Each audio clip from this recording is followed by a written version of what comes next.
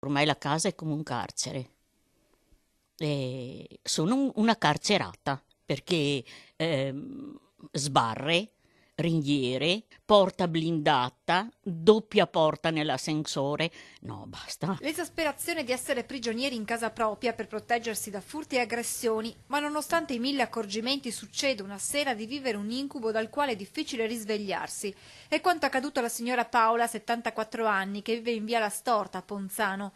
Martedì intorno alle 19:10, rientrata dal lavoro, sta parcheggiando l'auto sotto la pensilina in giardino quando Una persona eh, di sesso femminile è saltata dall'alto della Pompeiana e mi ha preso, diciamo, alle spalle portando via la borsa. pochi secondi e l'aggressore fugge a bordo di un'auto dove ad aspettarla c'è un complice. La signora Paola resta immobile, spaventata e traumatizzata. Drammatico il primo pensiero che fa. Mi butto anch'io sotto un'auto e la finisco.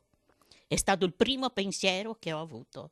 La disperazione fa impazzire. Quanto successo è solo l'ultimo di una lunga serie di episodi accaduti all'anziana. Quello che ricordo 20-21, ogni tanto mi viene a mente qualcosa, però comunque sono troppi. Hanno tentato tantissime volte nell'abitazione, no? Cioè, forza di mettere a posto finestre, porte, serrature. Sono esasperata, sì. Non ce la faccio più. Non me lo continui a chiedere perché mi viene e rivivo tutto e desiderare di chiudere gli occhi e basta.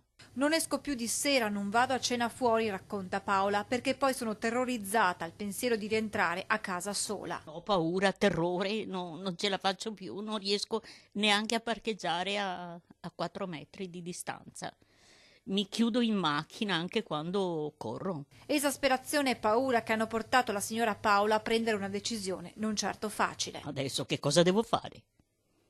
Adesso sì, bisogna che abbia il coraggio di dare l'esame per il porto d'armi. Chissà che l'arma mi dia un po' più di sicurezza.